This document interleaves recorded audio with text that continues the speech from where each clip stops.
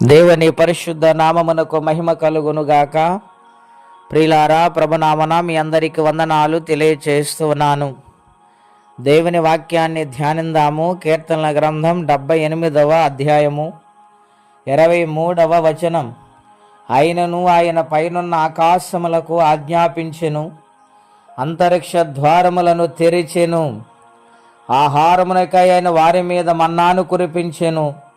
ఆకాశ ధాన్యము వారిని అనుగ్రహించెను. దేవదూతల ఆహారము నరులు భుజించిరి. భోజన పదార్థములైన వారికి సమృద్ధిగా పంపెను. ప్రిలారా, పరిశుద్ధాత్మదేవుడు ఈ ఉదయకాల సమయంలో మనందరితో మాట్లాడుచున్న మాటలేమనగా, నాటి కాలములు ఇశ్రాయేలు ప్రజలు ప్రయాణము జరుగుతూ ఉండగా వారెన్ని మారులో దేవుని మీద తిరుగుబాటు చేస్తూ వచ్చారు. ఐగుప్తులో ఆయన చేసిన ఆశ్చర్య క్రియలు, ఆశ్చర్య కార్యములు వారు మర్చిపోయారు. ఎర్ర సముద్రమును పాయలుగా చేసిన సంగతులను వారు మర్చిపోయారు. ప్రిలారా, ఆయనను వాత్సల్య సంపూర్ణుడై ఆయన వారిని ప్రేమిస్తూనే నడిపించారు. ఆయన వాగ్దానము చేశారు, నేను కనాను దేశానికి ఇశ్రాయేలు ప్రజలను తీసుకుని వస్తానని అబ్రహాముతో మాట్లాడినట్లు మనం లేఖనాల్లో చూస్తూ ఉన్నాం. ఆ మాటను బట్టి ఇశ్రాయేలు ప్రజలు ప్రయాణమై వస్తూ ఉన్నారు. ఆయన పగలు మేఘస్తంభమై, రాత్రి అగ్ని స్తంభమై ఆయన వారి నడిపించుకుంటూ వస్తూ ఉన్నారు. మోషే నాయకుడిగా దేవుడు నిర్ణయించారు. ఇలాగూ జరుగుతున్న సమయాలలో వారు దేవుని యొక్క కార్యాలను మర్చిపోయి దేవుని మీద తిరుగుబాటు చేస్తూ ఆయనది విశ్వాసం ఉంచలేకపోయారు. ప్రిలారా, ఏమండి, దేవుని శక్తిని వారు గ్రహించలేకపోయారు.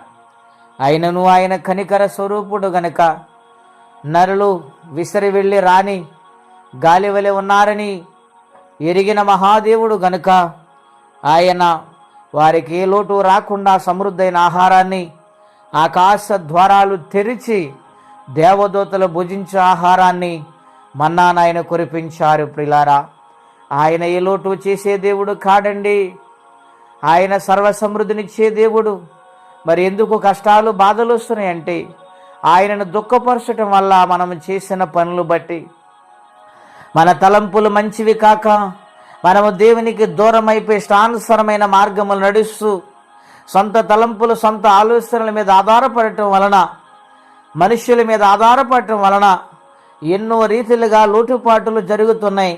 కష్టాలు వస్తున్నాయి, శ్రమలు వస్తున్నాయి, సమాధానం ఉండటం లేదు. ప్రియులారా, ఇక్కడ ఆయన మాట్లాడుతున్నాడు.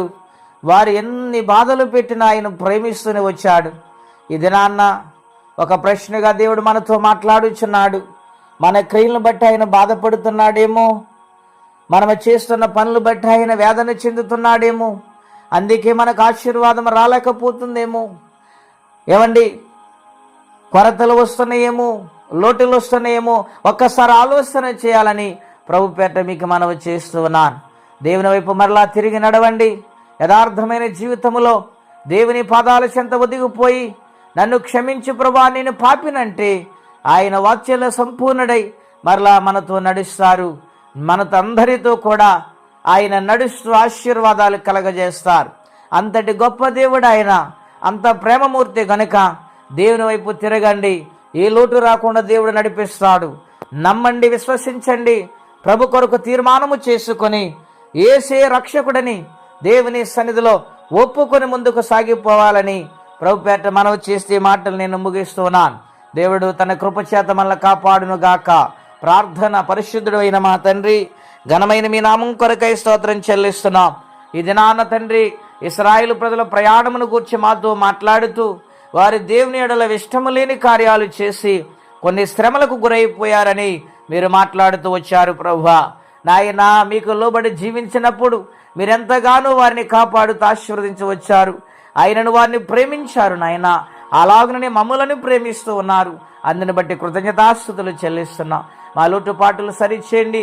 మీ కొరకు నమ్మకంగా బ్రతుకు జీవితం అందరికీ అనుగ్రహించమని, నాయన, కష్టములో, బాధలు, ఇబ్బందులు ఉన్న వారిని కనికరించి సహాయము చేయమని, కృప చూపించమని, ఈ దినము దీవెనకరంగా మార్చమని యేసుక్రీస్తు వారి పుణ్యనామమున ప్రార్థించి స్తుతించి వేడుచున్నాము తండ్రి.